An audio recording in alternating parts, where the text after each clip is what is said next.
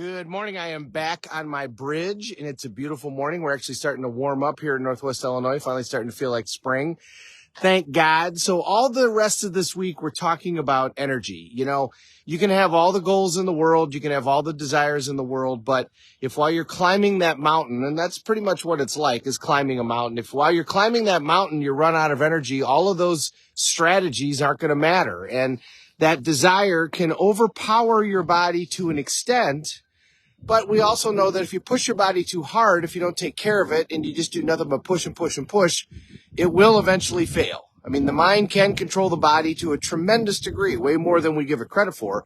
But there will come a point where the body's going to fail if all you do is push it and you don't take care of it.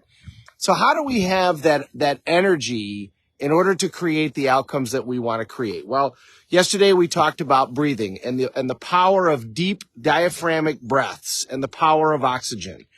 And why is this so important? Well, number one, the more that we bring oxygen to our system, the better off our cells are going to be. But the quality of our life is the quality of the health of our cells. When our cells are healthy and happy, then our bodies are going to be happy and healthy. And when our cells are not, then our bodies are not. We talked about how the deep breathing stimulates the lymph system. And what is that again? Well, we all know about blood, and blood has its own pump, right? You've got a heart, pumps hundreds of thousands of times a day, and it takes oxygen and nutrients to the cells. But at the same time, you've got billions of cells dying off every day. You know, in fact, every year we pretty much replace every cell in our body. There's a few that are left in the brain and in the liver, but almost every cell in your body dies throughout the year and goes away, and new cells are born. By 3 years, you've replaced everything. So we got to get rid of all of that. And, you know, think about people that start to develop health problems and think about how much are they active. Active people are 1/10 as likely to get cancer as non-active people. Why is that? Well, because they move their body. Lymph doesn't have a pump. So what pumps it? Breathing, deep diaphragmatic breaths, and movement. Hence why walking is so important. When you talk about how I want to live for a long time, you know, how is it that we can do that? What can we do in order to take care of our health? Well, one of the biggest things is movement. And movement that isn't necessarily super jarring. You know, we all know that running is awesome. It shakes off the weight and it feels awesome, but it's also a little bit difficult on the body and can break you down over time. But walking, biking, swimming is amazing. But anything that you can do on a regular basis where you're engaged in movement, when you move, it causes your body to move that lymph system. And that lymph system is the garbage system of your body. Lymph takes away all the poisons, all the toxins, all the dead cells, gets them out of your body and gets them to where they need to go in order to be excreted from the body. And where do they come out? They come out in the skin. They come out in our bowels and in our urine. They come out in sweat. Hence the reason the more that you sweat, the better it is because it gets it out. If you just sit and you're sedentary, it is much more difficult for your body to engage in this process. We're designed to move. We are designed to get out and to go do things.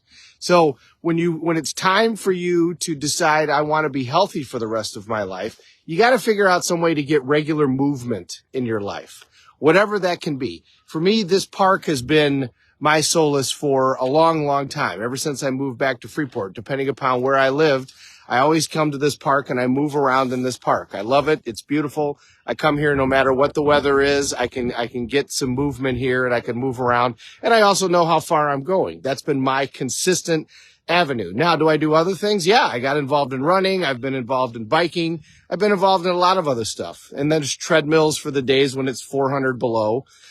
But you got to pick some sort of system that you will do consistently that allows you to get out and move. That movement will move that lymph. That lymph will then get rid of all the toxins that are in your body, and it'll allow you to feel cleaner and healthier, and it's going to increase that energy level. So first thing you got to do is you got to breathe. We got to do those deep diaphragmatic breaths. Oxygenates the blood tremendously, which brings nutrients. It helps everything. But it also, that diaphragmatic breath gets that lymph system moving so we can get the toxins out. We can get the bad stuff out. Second thing you got to do is you got to pick some sort of regular movement that you're going to do, whatever that is. And this is now the movement that I'm talking about isn't designed to get you in great shape so you can go run a marathon. That's different. This is something that you can do for the rest of your life that's going to make it so that you can be healthy for the rest of your life. It's movement to make it so that you get that lymph system going. So it's not designed to be super strenuous. You know, you want to breathe deeply. You want to make it so that you're breathing the oxygen. And I would encourage you to get outside because the more you can get oxygen in your body, the better. But this isn't designed, you know, to take off the weight necessarily as much as it's designed to get the body moving and move that lymph. Now, if you do those things, your weight is going to go down, but I'm not talking about running. I'm not talking about going and biking 100 miles. If you want to do those things, great. But that's in addition to this type of activity, which is designed, I'm talking about how to live a high energy, healthy life for the rest of your life. And how do you do that? Breathe, number one. Number two, regular movement that gets oxygen in your body and moves that lymph system. Tomorrow, we're going to talk about the areas of the world where people routinely live to be centenarians, well past 100.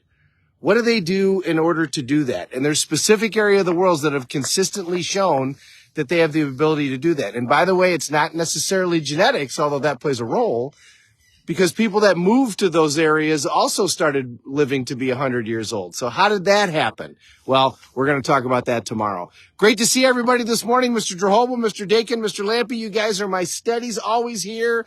Dolly, you're always here too. Thank you so much for being here and saying hi. Mandy, my blessed, great to see you this morning. Everybody, have an awesome day. Thank you so much for watching. We're all in this together. Let's take care of each other.